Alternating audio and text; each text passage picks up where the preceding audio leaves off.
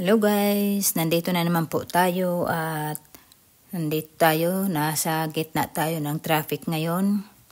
At itong araw na to guys, ito yung aming pagkikita ni Ate Malo.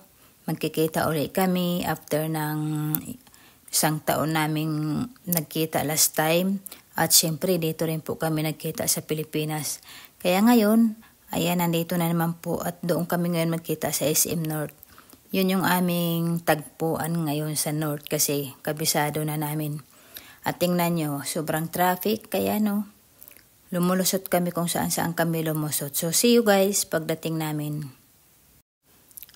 At syempre, hindi mawawala tong aking mga kasama. Ayan mga kasama ko yan.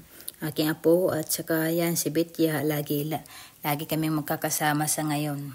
Hanggat nandito pa ako, ayan, kasama ko sila lagi.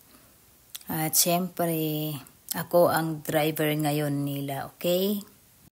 Ayan, kararating lang namin dito sa mall at naghahanap kami ng aming place kung saan kami magkita. At syempre, mag-snack din muna kami at ikot-ikot. Come on na.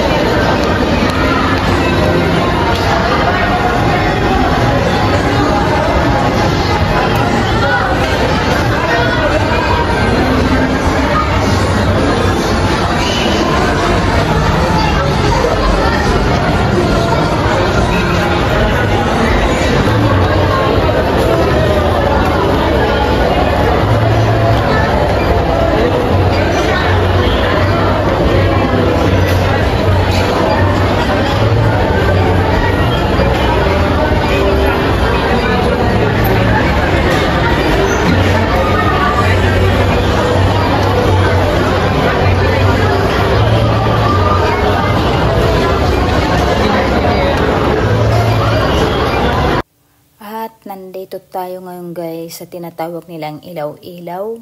Ayan, yan. Ayan, isa sa mga favorite ng apo ko. Kaya dinala ko siya rito dahil request niya po ito.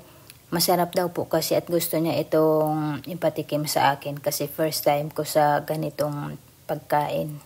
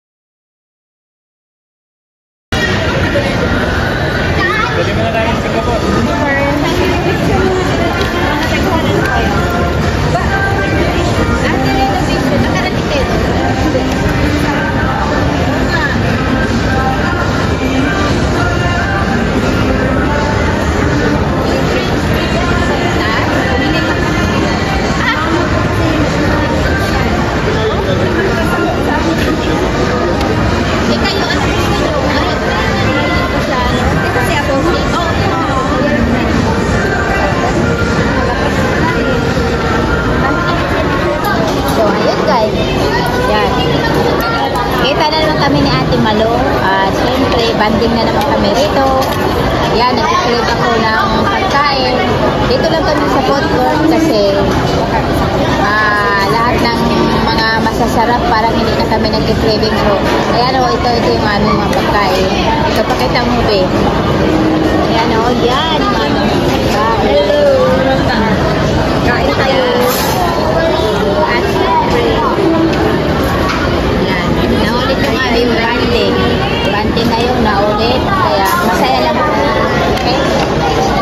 Pa sila eh. Yeah.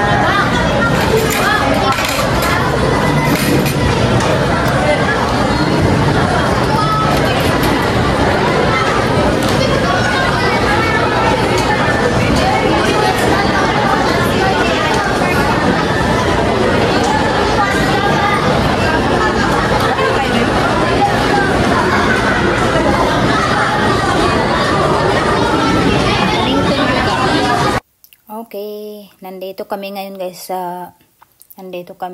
sa labas ng mall kasi kumuha kami ng Grab para masakyan nila Ate Malo. So ngayon inaantay namin yung sasakyan para sila makauwi. So yun guys, kahit pa paano nagkita kami ni Ate Malo. Nag-enjoy kami sa aming bonding, daming chika. Ayan, namimiss lang namin yung isa't isa. At syempre, masaya dahil hindi naman kami napunta doon sa gusto namin puntang restaurant. So, pumunta na lang kami sa food court para, yun, makapag-chika kami ng maayos. At syempre, ayan, nakapamasyal na rin kasama ang aking mga kasamahan. So, ayun, nag-enjoy lang ako itong araw na to. At kahit papano, kahit matraffic, ay, nakakaantok. Nakakaantok talaga sa daan kapag matraffic. So, ayan, hindi ko na malaya na nakarating na pala kami dahil nakaidlip din pala ako. So, yun lang. Sana nag-enjoy din kayo guys sa video na to kahit walang kwenta. Ayun. So, abangan nyo na lang po yung susunod ko pang mga gagawing video. At finally, dahil sa antok pa ako ngayon, parang antok na antok, babawi muna ako, parang may jet lag pa talaga ako. Okay, so yun lang. Maraming salamat at abangan nyo na lang po ang susunod ko pang mga video. Maraming salamat at sa ulitin. Mabuhay!